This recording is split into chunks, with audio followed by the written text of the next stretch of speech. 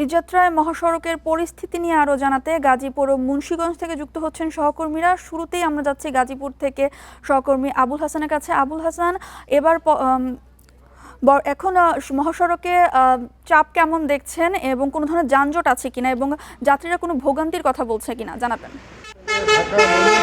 ঢাকা টাঙ্গাইল উভয় মহাসড়কে কিন্তু মানুষের উপস্থিতি বেড়েছে, সঙ্গে সঙ্গে বেড়েছে যানবাহনের সংখ্যা। আমি যদি একটু দেখাতে চাই, আমি যে পয়েন্টটিতে আছি চান্দনা চৌরাস্তা এলাকায়, সেই পয়েন্টের যে ফ্লাইওভারটি রয়েছে, ফ্লাইওভারের ঠিক শেষ প্রান্তে কিন্তু গাড়ির জটলা রয়েছে এবং গাড়ি এখান থেকে একেবারেই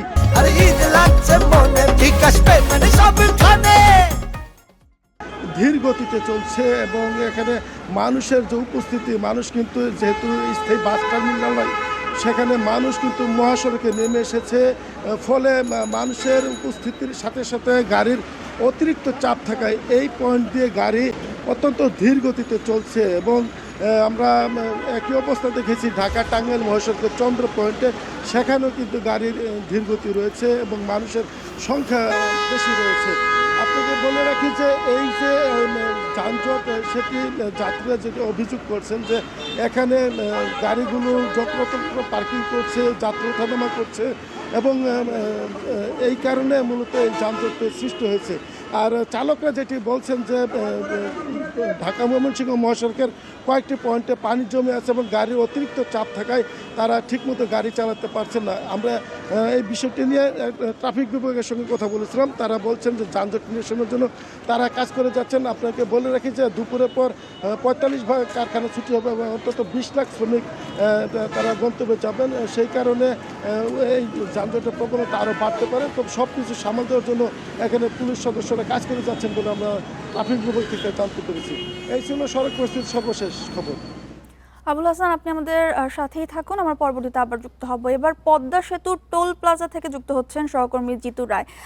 জিতু, যানবাহনের চাপ কেমন দেখছেন এবং কোনো ধরনের ভোগান্তির অভিযোগ আছে কিনা জানাবেন। আপাতত দৃষ্টিতে যা যাত্রীদের সঙ্গে আমরা কথা বলেছি, তারা যেটি নিশ্চিত করেছেন ঢাকা মাওয়া এক্সপ্রেসওয়ে ব্যবহার করে ঢাকা থেকে খুব সহজে তারা পদ্মা সেতুর সামনে স্বস্তিতে আসতে পারছেন। ভোগান্তি বলতে তাদের এখন পর্যন্ত এখানে যে পদ্মা সেতু উত্তর থানার সামনে যে বাস স্টপেজের থাকার কথা, মানে গতবার আমরা লক্ষ্য করেছি, এবার সেটি নেই, যার কারণে ভোগান্তি ছাড়াই পদ্মা সেতু উত্তর থানা থেকে পদ্মা সেতু টোল প্লাজা পর্যন্ত তারা সহজেই আসতে পারছেন। এই মুহূর্তে গাড়ির চাপ বৃদ্ধি পাচ্ছে। সকাল 9:30 থেকে আমরা লক্ষ্য করছি ঢাকা থেকে ছেড়ে আসা যাত্রীবাহী বাস এবং ব্যক্তিগত পরিবহনগুলোর সংখ্যা বৃদ্ধি পেয়েছে। একই সাথে কমেছে মোটরসাইকেলের সংখ্যা, যেটি সকাল 8টা থেকে 8:30টার মধ্যে আমরা অনেক মোটরসাইকেল এখানে পারাপার হতে দেখেছি, কিন্তু এখন ব্যক্তিগত গাড়ি এবং যাত্রীবাহী বাসের সংখ্যা বৃদ্ধি পাচ্ছে। তবে পদ্মা সেতু এলাকায় সেতু কর্তৃপক্ষ যেটি বলছে, নির্বিঘ্নে 10টি টোল প্লাজা দিয়ে এখন পর্যন্ত আলাদা 3টি মোটরসাইকেলের জন্য যে লেন করা হয়েছে এবং মোট 10টি লেনের মাধ্যমে তারা কিন্তু নির্বিঘ্নে গাড়িগুলো পার করতে পারছেন। তারা যেটি বলছেন যে প্রতি 3 সেকেন্ডে 10টি গাড়ি পারাপার হচ্ছেন, কিন্তু এই পদ্মা সেতু টোল প্লাজার সামনে যে গাড়িগুলোর চাপ এখন বৃদ্ধি পাচ্ছে, সেটি হওয়ার কারণে টোল প্লাজায় ধীর গতি আমরা লক্ষ্য করতে পারছি। কিন্তু এই ধীর গতিটি তারা আমরা লক্ষ্য করছি যে শুধুমাত্র টোল সংগ্রহের জন্য, আর এই টোল দিয়েই কিন্তু তারা খুব দ্রুত বের হয়ে যেতে পারছেন এবং পদ্মা সেতু পারাপার হতে পারছেন।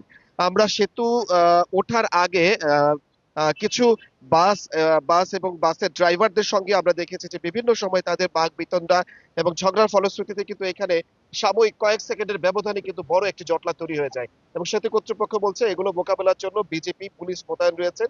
তারা চেষ্টা করছেন এই টোল প্লাজার সামনে জায়গাটিকে যতটা নিরাপদ এবং নির্বিঘ্ন রাখা যায়। মুন্সিগঞ্জের টোল প্লাজা থেকে এই ছিল আমার কাছে সর্বশেষ। এই যাত্রায় মহাসড়কের পরিস্থিতি নিয়ে জানাচ্ছিলেন আমাদের সহকর্মীরা।